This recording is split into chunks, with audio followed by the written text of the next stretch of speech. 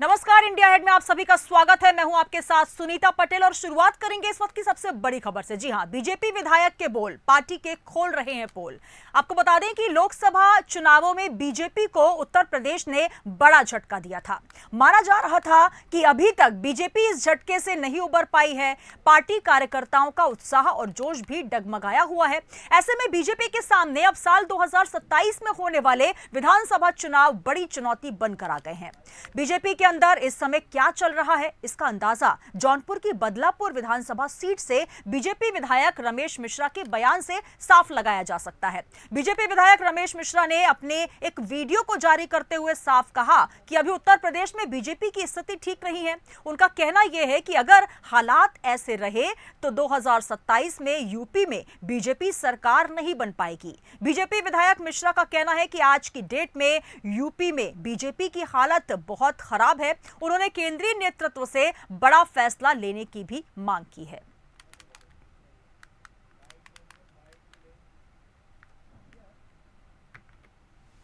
जैसा कि मैं समझता हूं कि आज की डेट में जो स्थिति परिस्थिति है, जिस तरीके से पीडीए की बात चल रही है और जिस तरीके से समाजवादी पार्टी ने व्यापक भ्रामक स्थिति आम जनमानस में पैदा कर रखी है, उस हिसाब से अगर मैं देखूं तो भारतीय जनता पार्टी की आज की डेट में हमारी स्थिति अच्छी नहीं है। स्थिति अच्छी हो सकती है, उसके लिए मैं समझता हूं केंद्रीय नेतृत्व को बड़े निर्णय लेने पड़ेंगे। केंद्रीय नेतृत्व को जो है कहीं न कहीं उत्तर प्रदेश के चुनाव पे पूरी तरीके से फोकस करना पड़ेगा। भारतीय जनता पार्टी के एक एक कार्यकर्ता को, एक एक जनप्रतिनिधि को मन से लगना पड़ेगा, तभी हम 27 में सरकार पुनः बना सकते हैं। नहीं तो आज की जो स्थिति है, उस स्थिति के हिसाब से हमारी सरकार बहुत ही स्थिति खराब है। हमारी सरकार बनने की स्थिति आज के डेट में नहीं दिखाई पड़ रही है। इसलिए मेरा केंद्रीय नेतृत्व से निवेदन है कि हम चाहते हैं, पूरी जनता चाहती है, आपके जो कोर वोटर हैं वो चाहते हैं कि भारतीय जनता पार्टी की सरकार 2027 में पुनः बने। इसलिए एक एक कार्यकर्ताओं के मन की बात यह है कि आपको बड़ा निर्णय लेना पड़ेगा जिससे कि भारतीय जनता पार्टी की सरकार पुनः बन सके। तो आप सुन रहे थे बीजेपी विधायक रमेश मिश्रा, जिनका एक वीडियो वायरल हुआ है। अभी यूपी में बीजेपी की स्थिति ठीक नहीं है। उनका साफ तौर पर कहना है कि अब अगर 2027 की हम बात करें तो चुनाव हारना तय है और इसको लेकर अब सियासी गलियारों में बयानबाजियां भी तेज हो गई हैं। अभी यूपी में बीजेपी की स्थिति ठीक नहीं है। उन्होंने कहा 2027 में बीजेपी की सरकार नहीं बन पाएगी। साथ ही आपको बता दें कि प्रदेश कार्य समिति की बैठक से पहले ये वीडियो वायरल हुआ है। तो इसको लेकर लगातार अब पक्ष हो या विपक्ष, उनकी प्रतिक्रियाएं आनी भी शुरू हो चुकी है।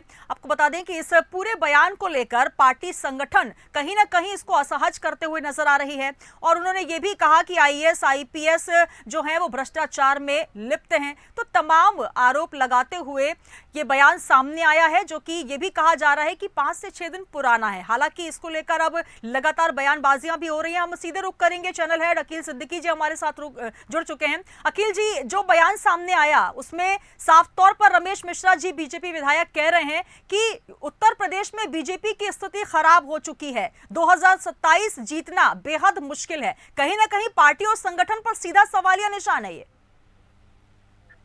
बिल्कुल, निश्चित तौर पे सवालिया निशान जरूर खड़ा करता है, लेकिन कहीं ना कहीं विधायक जी ने एकदम साफ तौर पे कहा है और वो सच्चाई है, ये मानना पड़ेगा। ये सच्चाई है जिसे लोग छुपा रहे हैं। देखिए, इनका मकसद क्या है। इस वीडियो को अलग अलग बड़े तरीके से देखा जाएगा, कई नजरों से देखा जा रहा होगा। पार्टी के संगठन के लोग अलग नजर से देख रहे होंगे, जो हाँ गुटबाजी है वहां अलग नजर से देख रहे होंगे, लेकिन निश्चित तौर पे इनके एक शब्द पे ध्यान दीजिए। इनका ये साफ कहना है कि जो परिस्थितियां स्थितियां बनी हुई हैं और जो भ्रामक तरीके से बीजेपी को प्रेजेंट किया है विपक्ष ने, उसका उसने लाभ लिया है। निश्चित तौर पे अब इसे दो नजर से यहाँ देखेंगे, भ्रामक तरीके से, यानी कहीं ना कहीं उनको लगता है कि भारतीय जनता पार्टी को जो प्रेजेंट कर रहा था या विपक्ष जिस तरह प्रेजेंट कर रहा था वो गलत तरीके से कर रहा था, या उनका तरीका भारतीय समाजवादी पार्टी का सही था, इसका फायदा उनको मिला। निश्चित तौर पर, लेकिन कहीं ना कहीं भारतीय जनता पार्टी के जो कार्यकर्ता थे, जो मंत्री थे, जो विधायक थे, जो सांसद थे, जो केंद्रीय मंत्री थे, जो संगठन के लोग थे, वो रिप्रेजेंट नहीं कर पाए। मैंने कई बार डिबेट में ये बात कही है, कई बार इस बात को मैंने जिक्र किया है कि निश्चित तौर पे केंद्र सरकार ने और राज्य सरकार ने जितने तमाम काम कराए हैं, विकास कार्य कराए हैं, अगर उसे कार्यकर्ता गिना देते, सांसद मंत्री अगर गिना देते, तो निश्चित तौर पर उनकी सीटें बढ़ जाती, कहीं ना कहीं कमियां नहीं होती। यही वजह है कि आज विधायक जी ने बिल्कुल, एकदम निश्चित साफ तौर पर पे अखिल कहा जी, है। अगर देखा जाए उत्तर प्रदेश में जो लोकसभा में हश्र हुआ है बीजेपी का, सपा के हौसले बुलंद हैं और कहीं ना कहीं अब ये कहा जा रहा है कि हो सकता है बीजेपी खेमे से कुछ जो नेता हैं, विधायक हैं, वो सपा का भी रुख कर सकते हैं। क्या यहां से भी ये कहीं ना कहीं एक खबर आ सकती है कि रमेश मिश्रा जी भी मन बना रहे हैं बीजेपी छोड़ने का? क्योंकि अगर कहीं ना कहीं असंतुष्टि नजर आती है तो निश्चित तौर पर यह पहला कदम होता है कि अपनी पार्टी से आप नाराज चल रहे हैं। देखिए, दोनों नजर से देखा जा सकता है। एक, इनका जो कहना, जो बयान है, उसे इस तरीके से भी देखा जा सकता है कि यहाँ के जो संगठन के लोग हैं या जो प्रशासनिक में जो जिम्मेदार लोग हैं वो सुन नहीं रहे या उस तरीके से काम नहीं करे। इसकी वजह से भारतीय जनता पार्टी का 2027 में बेड़ा गर्क हो सकता है। इनको लगता है कि हमारी बात नेतृत्व सुन ले, केंद्र में बैठे संगठन के बड़े लोग सुन लें और उस बात में संज्ञान लेकर अगर उसमें हस्तक्षेप करते उत्तर प्रदेश में तो कहीं ना कहीं 2027 बेहतर हो सकता है। तो निश्चित तौर पर इनका तरीका ये भी हो सकता है। लेकिन कहीं ना कहीं दूसरी नजर से भी देखा जा सकता है कि अगर वो बगावत कर रहा है भारतीय जनता पार्टी से, 2 बार के विधायक हैं, 10 साल पूरे होने को हैं, तो कहीं ना कहीं अगर वो समाजवादी पार्टी में जाते हैं तो समाजवादी पार्टी मजबूत होगी 2027 में। और उन्होंने दावा भी किया है कि अगर स्थिति उत्तर प्रदेश में भारतीय जनता पार्टी का ऐसे रहा तो निश्चित तौर पे 2027 में समाजवादी पार्टी की सरकार होगी। अब ये देखना है कि केंद्र नेतृत्व इसमें क्या हस्तक्षेप करता है, क्या इनकी बातों को गंभीरता से लेता है। कहीं ना कहीं कमी यही हुई है कि जो प्रदेश के संगठन के लोग हैं, जिम्मेदार लोग हैं, वो इनकी बातों को गंभीरता से नहीं लिया है। यही वजह है, इनका दर्द जो था, उन्होंने अपना बयान जो जारी करके ये दर्द बयां किया है, तो दोनों नजरों से देखा जा सकता है। लेकिन निश्चित तौर पे मैं साफ तौर पे कह रहा हूं, इनके बयान पे डंका अगर देखा जाए तो डंके की चोट पे कह रहा हूं कि ये बात भी सही है कि संगठन में गुटबाजी है। चुनाव के दौरान, लोकसभा चुनाव के दौरान ये भी बात सामने आई थी कि मुख्यमंत्री को हटाया जा रहा है, दूसरा मुख्यमंत्री बन रहा है। यही वजह थी कि रिएक्शन हुआ, उसका खामियाजा भारतीय जनता पार्टी को भुगतना पड़ा। तो अब भी ये मामला, अब भी ये चर्चा का विषय बना हुआ है कि कोई मुख्यमंत्री दूसरा हो सकता है, उप मुख्यमंत्री दूसरा हो सकता है। और बिल्कुल अखिल जी, सबसे बड़ी बात, जो बीजेपी के जो विधायक हैं, जो नेता हैं, उनके ही बयानबाजी का नतीजा रहा। संविधान के बयान को लेकर देखिए कितना बड़ा खामियाजा भुगतना पड़ा और अब एक और बयान निकल कर आया और सीधे सीधे ये इशारा 2027 की तरफ है। तो कहीं ना कहीं अब ये कहा जा सकता है कि उत्तर प्रदेश में बीजेपी की हालत जो है कहीं ना कहीं अब खराब होती नजर आ रही है। मैं आपसे इस पर जरूर सवाल लूंगी, लेकिन ग्राफिक्स के जरिए अपने दर्शकों को दिखाते हैं कि आखिर इस वीडियो का मतलब क्या है। तो लोकसभा चुनाव में यूपी का जो परिणाम आया है उसको लेकर आपको बता दें कि ग्राफिक्स के जरिए समझने का कोशिश करते हैं। यूपी में लोकसभा की 80 सीटें हैं, बीजेपी और सहयोगियों को 36 सीटें मिली, इंडिया गठबंधन को 43 सीट मिली। नगीना सीट से चंद्रशेखर आजाद जीते। यूपी विधानसभा चुनाव 2022 का परिणाम। उत्तर प्रदेश में विधानसभा की हैं 403 सीटें।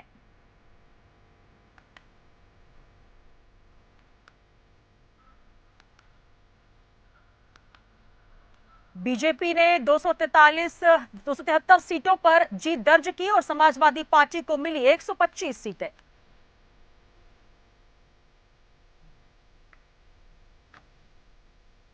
बीजेपी और सहयोगियों को 36 सीटें मिली।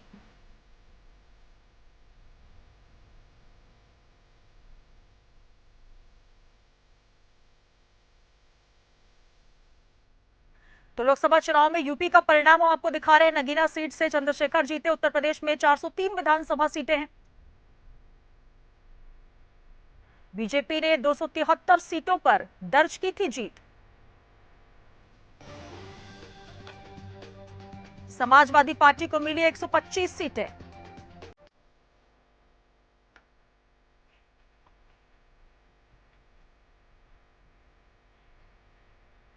तो चलिए, ये ग्राफिक्स के जरिए हमने आपको दिखाया कि किस तरीके का परिणाम आया। अखिल जी हमारे साथ जुड़े हुए। अखिल जी, निश्चित तौर पर ये परिणाम साफ तौर पर बयां कर रहे हैं। लोकसभा की हम बात कर रहे थे, जिस प्रकार की बयानबाजियां हुई तो कहीं ना कहीं उसका खामियाजा पहले भी भुगतना पड़ा। अब एक और वीडियो सामने आकर वायरल हो रहा है, इसको लेकर क्या लगता है? क्योंकि सत्ता के गलियारे में अगर कोई भी इस तरीके का बयान आता है तो सुगबुगाहट और कहीं ना कहीं एक दूसरी पार्टी जो है इसका फायदा भी उठाने की कोशिश करती कि आखिर जो सत्ताधारी पार्टी है उसमें अगर उनके नेता, उनके विधायक कहीं ना कहीं असंतुष्ट हैं तो अंदरूनी कला देखी जा रही है, इसका फायदा भी लिया जाए। निश्चित तौर पे इसका विपक्ष को फायदा मिलता है। अंदरूनी कला किसी भी, चाहे वो परिवार में होगा, चाहे वो राजनीतिक पार्टी में हो, चाहे सरकार में हो, इसका फायदा कहीं ना कहीं विपक्ष को मिलता है, जो बाहर के लोग होते हैं उनको मिलता है। और यही वजह है कि जिस तरह लोकसभा का चुनाव रिजल्ट आया उसमें भारतीय जनता पार्टी को नुकसान हुआ, और भी उत्तर प्रदेश में हुआ जहां राम मंदिर बना वहां भी हुआ। तो ऐसे में कहीं ना कहीं आपसी कलह को खत्म करना चाहिए। हालांकि इस मामले में माहिर है भारतीय जनता पार्टी इस कलह को खत्म करने में, इससे पहले भी 2019 के चुनाव में देखने को मिला था एक करने को, लेकिन इस बार कहीं ना कहीं ये परिस्थितियां जो है वो अलग है। देखिए, मुख्यमंत्री योगी आदित्यनाथ का चेहरा बड़ा चेहरा है, वो पूर्वांचल के भी नेता है, अब उत्तर प्रदेश के मुख्यमंत्री हैं, उसके साथ साथ स्टार प्रचारकों में सूची में सबसे टॉप 5 में रहे। तो ऐसे में माना जा रहा है कि इनके साथ अगर कोई भेदभाव करता है या इनके साथ गुटबाजी करता है तो इनकी जो टीम है, क्योंकि हर पूरे प्रदेश के हर जिले में, तो उसका नुकसान होता है। तो ऐसे में कहीं ना कहीं चाहे वो केशव प्रसाद मौर्य डिप्टी सीएम हो, चाहे ब्रजेश पाठक डिप्टी सीएम हो, ये लोग अगर मानते हैं, इनकी जो कार्यकर्ता है वो इस बात को फैलाते हैं कि नहीं अब मुख्यमंत्री ये बनने वाले हैं, तो इसका खामियाजा चुनाव में रिएक्शन होता है। ये कहीं ना कहीं इसमें इस बात को लेकर केंद्र नेतृत्व को हस्तक्षेप करना चाहिए, उन्हें बैठकर संगठन के लोगों को जो गुटबाजी हो रही है उसे खत्म करना चाहिए। इसको लेकर जो केंद्र है उसको सक्रिय होना चाहिए और इस पूरे बयानबाजी का जो पटाक्षेप करना चाहिए, क्योंकि लगातार इसमें बयानबाजियां जब निकल कर आएंगी तो निश्चित तौर पर पार्टी को नुकसान होगा। बहुत शुक्रिया अकील जी हमारे साथ जुड़ने के लिए। अब हमारे साथ बीजेपी से वरिष्ठ नेता डॉक्टर उमेश सिंह जी भी जुड़ रहे हैं। सर, बहुत स्वागत है आपका इंडिया हेड में। धन्यवाद आपका भी, आपका भी। जी बिल्कुल, जिस तरीके का ये जो बयान सामने आया है बदलापुर से विधायक रमेश चंद्र मिश्रा जी, क्या कहेंगे इस बयान को? आपने भी सुना और कहीं ना कहीं जो एक उनका दर्द इसमें बयान हो रहा है कि अब 2027 में क्या होगा पार्टी का, तो इसको लेकर आप क्या कहना चाहेंगे? हाँ, मैं देख रहा हूँ आज तक न्यूज पे भी कुछ न्यूज चैनलों पर भी देखा कि केवल विधायक बदलापुर जौनपुर डिस्ट्रिक्ट के रमेश मिश्रा ही नहीं, बल्कि उन्होंने बयान दिया, उनका बयान सुना। चलो, उनको मैं मानता हूं कि सपा से आए थे, हो सकता है कि दोबारा सपा को देखे हैं मजबूत लोकसभा में तो उधर जाने का मन बना रहे हो। अच्छा, तो चलो कोई कहता है तो मान लेते हैं जी। उसके अलावा भी प्रतापगढ़ से वरिष्ठ नेता राजेंद्र सिंह उर्फ मोती सिंह जी, पूर्व कैबिनेट मंत्री उत्तर प्रदेश भाजपा के, जो हमारे डिस्ट्रिक्ट प्रतापगढ़ से ही आते हैं। मैं भी प्रतापगढ़ से 2 बार विधानसभा लड़ा हूँ जी। तो उनका भी बयान आया है कल, और उन्होंने भी जो है वो भी चल रहा है चैनल पे, वो भी बोल रहे हैं कि पूरे प्रदेश में हालत खराब हो गई है, अधिकारी सब निरंकुश हो गए हैं और लूट मची है, जो कोई भी सुनने वाला नहीं है, सांसदों विधायकों और किसी पदाधिकारी का। फिर तीसरा बयान आया, तलब मणि त्रिपाठी, वो भी हमारे बहुत अच्छे मित्र हैं और इस समय विधायक हैं, पत्रकारिता में हमारे साथ प्रवक्ता भी रहे कई दिनों, और वो जो है देवरिया से तलबमणि त्रिपाठी जी हैं, वो परिचय के मोहताज नहीं है और वो विधायक है पहली बार भाजपा से।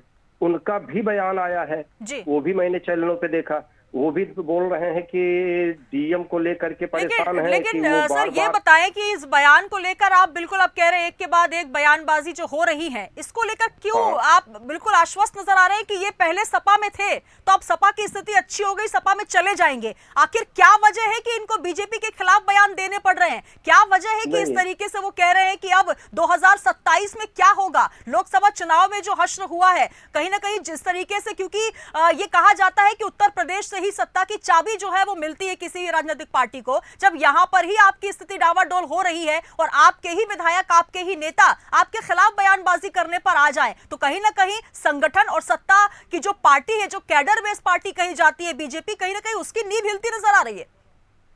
देखिए, मैं आपको बताऊं, मैं ऐसा नहीं कह रहा हूं कि वो सपा में जा रहे हैं। मैंने कहा कि लोग कह सकते हैं, अंदाजा लगा सकते हैं, क्योंकि वो सपा से ही आए थे भाजपा में और सपा में वापस जा सकते हैं, ये मैंने कहा हूं। ये नहीं कहा कि वो जा रहे हैं। फिलहाल आपको भी ऐसा अंदाजा लग रहा है कि जा भी सकते हैं? हाँ, क्योंकि स्थितियां ऐसी होती जा रही हैं कि कैडर, मेरे आप ट्विटर और मेरे वो, मुझे 35 साल की राजनीति हो गई है, मैं राष्ट्रीय प्रवक्ता रहा, कई जगह से 2-2 बार चुनाव भी लड़ा और कई प्रदेशों में चुनाव प्रचारक भी रहा, आज भी मैं अभी गुजरात में हूँ। आप ये देखिए कि जो है जो स्थितियां आज देख रहा हूँ, हर प्रदेशों में मैं जाता हूँ, मैं राष्ट्रीय राजनीति में इंटरेस्ट रखता हूँ, हर स्टेटों में ये चर्चा का विषय बन गया है। और जो आज चुनाव आ रहा है रिजल्ट, वो भी आप देख रहे हैं कि मैं उसमें भी हार रहा हूँ बहुत बुरी तरह से। उसके बाद सारे कार्यकर्ता, मेरा आप कोई भी सोशल मीडिया में, मेरा ट्विटर पे, इस पे, यूट्यूब पे या फेसबुक या कहीं भी देखिए, मैं भी बहुत रिक्वेस्ट किया हूँ, लेटर लिखा, ईमेल लिख रहा हूँ राष्ट्रीय अध्यक्षों को, लेकिन दिक्कत कहाँ है? प्रदेश अध्यक्ष हमारे उत्तर प्रदेश के इस टाइप के बनाए गए कि वो बनते ही वो अपने जिला मुजफ्फरनगर से भी उपचुनाव नहीं जीता पाए, हार गई पार्टी। राष्ट्रीय अध्यक्ष बने, वो जो है बनते ही हिमाचल, वो उनका गृह प्रदेश है, वो वहां से भी हार जाती, साफ हो जाते हैं हम लोग। और ये दोनों अध्यक्ष और प्रदेश अध्यक्ष इसी टाइप के, इसी तरह से हमारे कुछ मुख्यमंत्री जो अभी नए नए 2-3 राजस्थान या मध्य प्रदेश या इस तरह छत्तीसगढ़ बने हैं, ऐसे ऐसे लोग बनाए जा रहे हैं जिनको चार्ज दिया जा रहा है। उन लोगों के नाम पे जी कोई नहीं कह सकता है पूरा देश के सामने कि वो कहीं जाकर के 5,000 वोट दिलवा सकते हैं, अपने नाम पे भीड़ जुटा सकते हैं। ये चुभ रहा है। मुझे भी इतनी लंबी राजनीति होने के बाद मैं भी इस चीज को कहने में गुरेज नहीं रह गया है कि ये नैया डूबती जा रही है। हमारे शीर्ष नेतृत्व तो बिल्कुल उमेश सिंह जी, आप भी इस बात से स्वीकार रखते हैं कि कहीं ना कहीं स्थितियां पार्टी की खराब हो रही है, बीजेपी की उत्तर प्रदेश में? स्पष्ट हो गया है जिस तरह से कैबिनेट मंत्री हमारे डिप्टी सीएम और कैबिनेट की बैठक में न जाए सीएम के और फिर भी मंत्री बने रहें, अपना विधानसभा हार जाए फिर भी उप मुख्यमंत्री बने रहें, और उसके बाद जो है ये ओम प्रकाश राजभर जैसे लोग गालियां दें शीर्ष नेतृत्व और मुख्यमंत्री को, उनको भी ला के टिकट दे दिया जाए, जिसके बारे में लोगों ने कार्यकर्ताओं ने, तो कार्यकर्ता टोटल निराश होता जा रहा है। चलिए उमेश जी, मैं आपके पास फिर से वापस आऊंगी। अभिषेक उपाध्याय जी भी हमारे साथ जुड़ चुके हैं सपा से। अभिषेक जी, बहुत स्वागत है आपका इंडिया हेड में। जी धन्यवाद। मेरा नाम अभिषेक वाजपेयी है, उपाध्याय नहीं है। जी जी, अभिषेक वाजपेयी जी, बहुत स्वागत है आपका। हमारे साथ उमेश सिंह जी जुड़े हुए हैं, बीजेपी से वरिष्ठ नेता हैं। उनका दर्द आप सुन रहे हैं और इससे पहले हमने वीडियो के माध्यम से रमेश मिश्रा जी का भी बयान सुना। क्या कहेंगे, जिस तरीके के हालात बनते नजर आ रहे हैं? 273 सीटों पर जीत तो बीजेपी ने हासिल कर ली, लेकिन जो उनके पार्टी के कार्यकर्ता है, नेता है, विधायक हैं, उनके जो दिल जीतने की बात है या उनको लेकर चलने की बात है, क्योंकि हमेशा बीजेपी में कहा जाता रहा है कि एक साथ संगठनात्मक तौर पर बीजेपी के कार्यकर्ता कार्य करते हैं, लेकिन एक साफ तौर पर यहां दर्द देखा जा रहा है। क्या कहेंगे इसको लेकर? धन्यवाद। देखिए, मैं उमेश भाई को मैं एक टाइम से जानता हूं और मैं उनकी मेहनत का और उनकी चीजों का मैं हमेशा सम्मान करता हूं। लेकिन अगर आप भारतीय जनता पार्टी के परिप्रेक्ष्य में अगर आप देखेंगे तो भारतीय जनता पार्टी अब वो पार्टी नहीं रहेगी है जो अटल जी ने जिसकी विरासत दी थी। जी। भारतीय जनता पार्टी वो पार्टी है जो चापलूसों की पार्टी बन करके रह गई है, जो सत्ता के चाशनी में डूबी हुई है। भारतीय जनता पार्टी प्रदेश और देश के हित के बारे में नहीं सोचती है। भारतीय जनता पार्टी आज अपने हित के बारे में सोचती है। सबसे बड़ी प्रॉब्लम तो यहाँ पे है। दूसरी चीज, आप देखिए कि भारतीय जनता पार्टी ने एक नारा दिया था, नारा दिया कि कांग्रेस मुक्त भारत, कांग्रेस मुक्त भारत। लेकिन आज कांग्रेस युक्त बीजेपी खुद हो गई है। आप कहीं पे भी देखिए, क्योंकि अभिषेक जी, ये कैसे कह सकते हैं आप कि कांग्रेस युक्त हो गई है पार्टी? हालांकि ये कहा जा सकता है कि आपको फायदा जरूर मिल सकता है इन बयानों से, लेकिन बीजेपी कांग्रेस युक्त हो गई है, इसका कोई प्रमाण आप साबित कर सकते हैं? अरे किस जगह पे भारतीय जनता पार्टी के पास किस जगह पे है? चाहे पश्चिम बंगाल पे आप देख लीजिए, चाहे राजस्थान में देख लीजिए, चाहे आप किसको देखना चाहेंगे? आपने बाकायदा ऑर्डिनेंस मंत्री बना के रखा हुआ, किसको रखा हुआ, कहां से आए हुए हैं? क्या मुझे बता पाएंगे? पश्चिम बंगाल में जिस कांग्रेस से लोगों को लेकर के आए थे, या फिर ममता बनर्जी की पार्टी से लेकर के आए थे, क्या इनके पास कौन सा अपना कैंडिडेट होता है जिसको ये चुनाव लड़ा सकते हैं, जिसके पास कुछ है?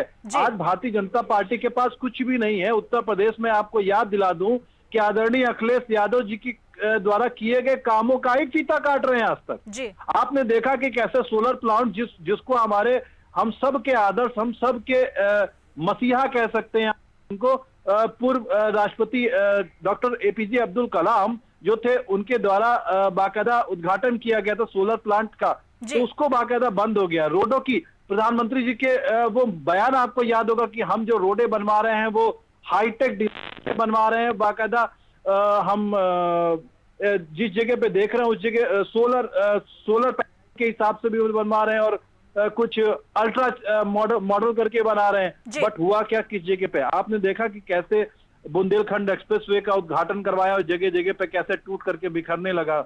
हर एक जगह पे भ्रष्टाचार हो रहा है। अभिषेक जी, भ्रष्टाचार और विकास की बात हम फिर कर लेंगे, लेकिन आज हम बात कर रहे हैं जिस तरीके से बीजेपी नेताओं और विधायकों का दर्द। हालांकि हम तो एक वीडियो लेकर आए थे जिसमें रमेश मिश्रा जी अपना दर्द बयान कर रहे थे, लेकिन अब भारतीय जनता तो पार्टी वापस खत्म होने के कगार पे। आने वाले दिनों में आप देखोगे भारतीय जनता पार्टी जैसे लोकसभा में जो हश्र हुआ है, विधानसभा में इससे भी खराब प्रदर्शन करने वाली है। और मैं आपको वापस यकीन दिला दूं, बड़ी जिम्मेदारी के साथ यकीन दिलाता हूं, 2027 में समाजवादी पार्टी सरकार बनाएगी और जनता के सपने को वापस से साकार करेगी। चलिए, मैं उमेद जी का एक बार फिर रुक करना चाहूंगी। डॉक्टर उमेद जी, हालांकि जिस तरीके से पार्टी का बचाव करते हुए आप नजर नहीं आए, आपने कहा कि निश्चित तौर पर अब यही दर्द आपका भी है।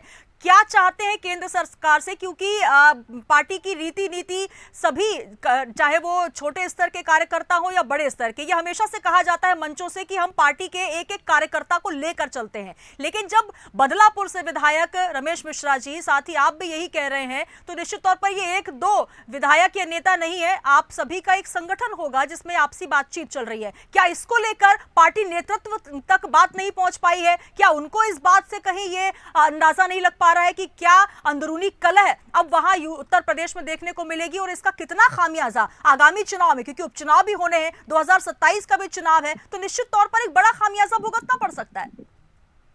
हाँ, निश्चित तौर पे मैं ये निश्चित अनुरोध करूंगा शीर्ष नेतृत्व से जी कि अपने कुछ कामों में बदलाव लाएं। अगर रबड़ स्टैंप मुख्यमंत्री और प्रदेश अध्यक्ष, राष्ट्रीय अध्यक्ष बनते रहे तो पार्टी की स्थिति यही होती चली जाएगी।